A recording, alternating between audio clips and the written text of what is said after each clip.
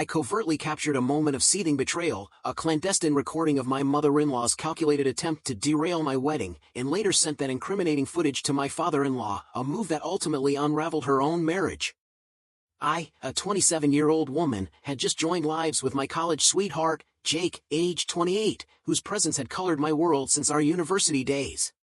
We landed jobs at the same firm, shared an apartment, and built our life far from our hometowns, while I journeyed back to visit my modest family of 3, Jake's larger clan, 2 elder brothers, Jared, 30, and Alex, 32, and a younger sister, Kelly, 23, enveloped me with occasional visits and thoughtful gifts, leaving me more intertwined with his kin than he ever was with mine, a detail I accepted with grace.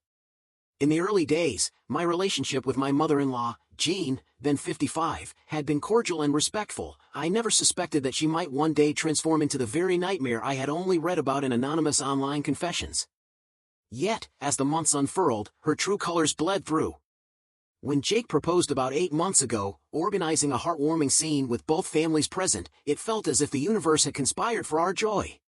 Fast forward to our wedding day. Over an intimate dinner with our families, Jean offhandedly mentioned her anticipation for us to return to her homestead, a remark that left both Jake and me bewildered, for our hearts were anchored in Philly, not the rustic environs of Iowa.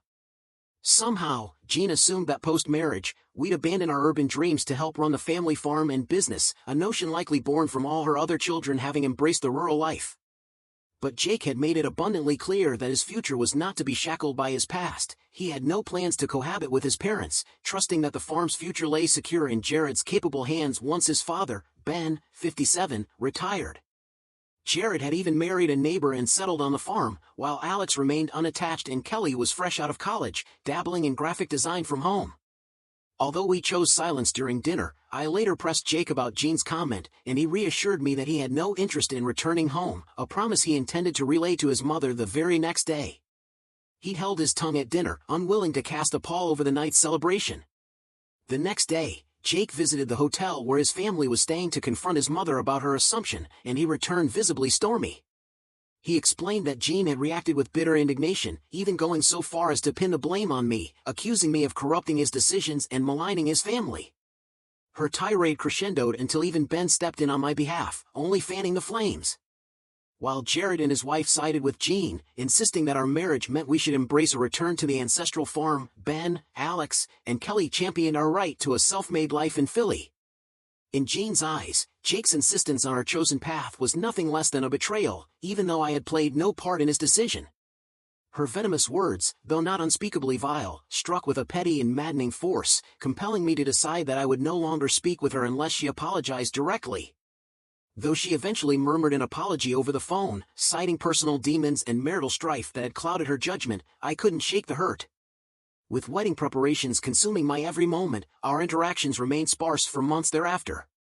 Despite the lingering tension from that heated debate about our future home, invitations went out to both his parents and the rest of his family. In a twist that defied expectations, Jean accepted and even called to apologize, claiming that her misbehavior had stemmed from a turbulent patch in her personal life. She admitted that the weight of her marital woes had turned her temper into something uncontrollable. Wanting nothing more than a day of unblemished joy, I forgave her. After all, my wedding was meant to be a radiant celebration, and the presence of those dearest to us was paramount. In the weeks leading up to our wedding, it seemed as if we had patched things up, until the day itself revealed a darker plot. After the ceremony and the tender cascade of speeches, I discovered that Jean had inexplicably vanished. Needing to change out of my bridal gown into something more comfortable for the reception, I slipped away to locate her, sensing an undercurrent of mischief. In the hotel room destined to host our reception, my maids of honor and I were met with a scene out of a twisted dream. Jean was there, feverishly unleashing a torrent of feathers like rogue confetti over the floor. Evidently, she had bribed an employee to grant her entry, and now she was determined to drench our celebration in reminders of the farm, a tactic to rouse guilt in Jake. My friend and I stood frozen as a plastic bag spilled its contents, scattering feathers that made the floor treacherously slick and threatened the sanctity of our dinner. The shock faded into grim determination. I snatched my phone and began recording her unrepentant, almost manic destruction. With her back turned to hide her face, she unwittingly ensured that every malicious detail was captured in crisp evidence. After a minute and a half of this surreal spectacle, I decided I had enough proof, and it was time to act.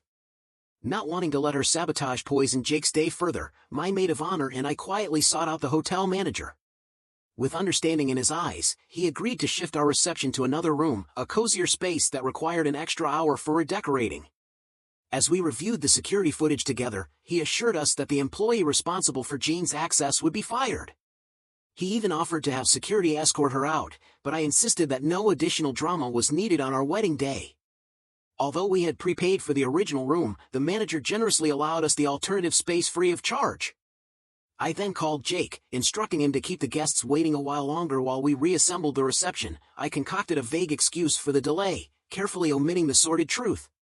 Once I explained the setback, I hurried to change into my reception dress, and together with my maid of honor, we orchestrated a rapid makeover of the venue, finishing within 45 minutes. Unbeknownst to Jean, her petty scheme had backfired spectacularly. When she reappeared, smiling warmly at first, that smile vanished the moment she noticed guests being led to a different room.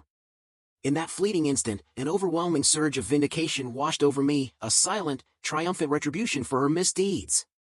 The remainder of the evening flowed without incident, and before departing, Jean even offered her congratulations, blissfully unaware that I now possessed the evidence of her sabotage. Later, after the whirlwind of the day had subsided, I confided in Jake and, for the sake of full transparency, sent the video to Ben. Although Jake had privately claimed that his mother's reaction was her own burden to bear, I couldn't allow her misdeeds to go unpunished. I was acutely aware that her actions had long been poisoning her marriage, and if I could tip the scales even slightly further, I would. When I broke the news to Jake, he thanked me for sparing him the immediate fallout on our wedding day, expressing gratitude for my discretion. In a cruel twist, her ploy to fracture our union ended up self-destructing, ultimately undermining her own marital foundation. Soon after, Jean launched into a tirade with Jake, screaming that I was responsible for her marital collapse. In her distorted logic, the long-standing feud over the family farm, sparked when Ben had once entertained a lucrative offer to sell the property, had reached its boiling point. Ben, having planned to retire and distribute the farm's worth among his children, except for Jared and his wife, who were content with the rural life, now found himself mired in conflict. Jean, steadfast in her refusal to let go of the farm, had driven a wedge so deep that Ben eventually declared he could trust her no longer, filing for divorce and packing his bags in a storm of fury. That day, Jake, too, erupted, hurling expletives and branding his own mother a psycho and an obsessive weirdo, sentiments so raw and uncharacteristic that I spent hours afterward comforting him. Even as Jean continued to barrage him with messages insisting that I was tearing his life apart and that he should leave me, her voice became the cacophony that I had long tried to silence. For days later, when she sent me a picture of divorce papers with a smug query asking if I was pleased with myself, I couldn't help but reply in kind, and then block her. It wasn't so much wrath as it was a defiant closure. She had provoked this chain reaction, and now the consequences were hers to bear. This morning, Jake informed me that Jared and his wife were incensed over my response. Though he didn't scold me outright, he expressed regret that I hadn't simply let her provocations slide. I offered a quiet apology, but the damage had been done. There was no rewinding the moment. Before I continue, I must address the misunderstandings that arose in the aftermath. Many reached out with advice and kind words, some even accusing me of slighting the farming lifestyle, a notion I repudiate with all respect. I hold farmers in the highest regard, it's merely that the pastoral path is not my own. For those curious about the venom Jean spewed after our engagement, here's the unfiltered truth. She claimed I lacked family values because I'd grown up without siblings, insinuating that I was coercing Jake to abandon his roots. She went on to assert that I'd been raised poorly, labeling me selfish and untrustworthy, and even prophesied that our marriage was doomed. It's no wonder I chose to distance myself. In hindsight, perhaps I should have held my ground even more resolutely.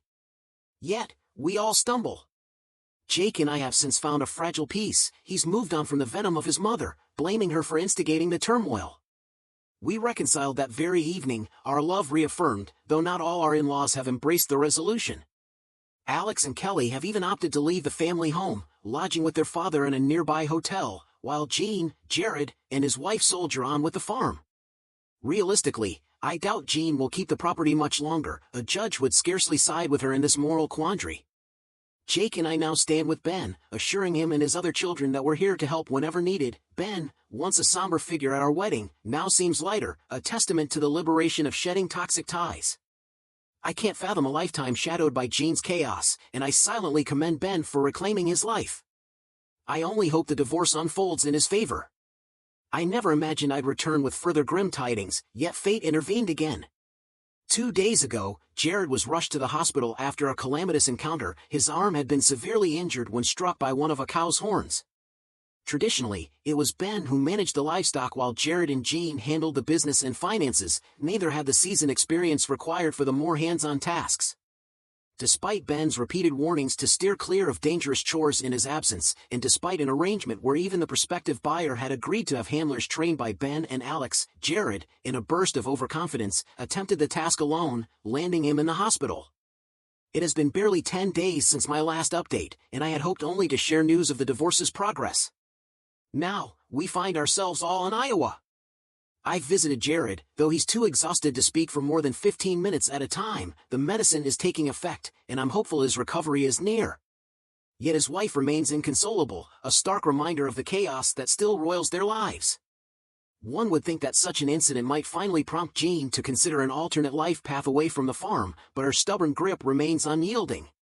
This obstinacy ignited another explosive confrontation last evening in the hospital parking lot. Ben and Jean came face to face, and Ben, his voice thick with despair and fury, denounced her as an utter imbecile, a selfish wife and even a negligent mother, for her inability to let go had left Jared ill-prepared for the grueling realities of farm life. The confrontation dragged on until Jake and I intervened, pulling the two apart and escorting Ben back to the hotel, where he vented his anguish over an hour and a half, fueled by scotch and raw emotion. This latest clash will undoubtedly ripple into the divorce proceedings, though I fervently hope it tips the scales in Ben's favor. Now, after several tumultuous months, it's time to recount what has transpired. First and foremost, heartfelt thanks to everyone who sent good wishes. Jared is on the mend, though his arm still occasionally aches, and he and his wife are expecting their first child. As for Jake and me, we stand poised on the threshold of a new chapter. Our own little one will soon complete our family, and our joy is boundless. In a twist that feels almost surreal, the divorce has now been finalized. I'm 6 weeks into my new life, and Jean has already crossed the 3-month mark. The change is especially poignant now that she's moved just 2 blocks from our current home, allowing Ben, Alex, and Kelly to remain nearby, even as Jared and his wife inhabit separate quarters. 3 months have passed since the divorce came through, and 1 month since our in-laws regrouped locally. Evidently, the farm and property were sold for an exorbitant sum, and while most of the family settled nearby, Jean opted to remain in Iowa. Though she now lives in solitude, she can easily afford a companion if she so desires. Jared mentioned offering to include her, only for her to rebuke him, calling him a traitor for even contemplating leaving their ancestral home behind. Thus, her fate remains hers alone. The divorce was messy. Ben and Jean now share only strained, curt interactions, an arrangement that will no doubt cast a long shadow over future family gatherings like Jared's baby shower, where invitations might be extended in vain. Since then, Jake and I have avoided reaching out to Jean, though the other children have tried. Her replies, when given, are terse, mere 1 or 2 words, or sometimes, not at all. We know she's alive from her cryptic, hourly Facebook updates, selfies of her with friends at bingo or sipping wine, paired with captions in striking calligraphic fonts on stark black backgrounds, proclaiming her newfound freedom from toxic ties. And so, life marches on. Jake and I have never felt more united in our journey. Our pending arrival fills our hearts with a promise of renewal and hope. As we step into this bright future, I can only wish that the storms of the past remain far behind us.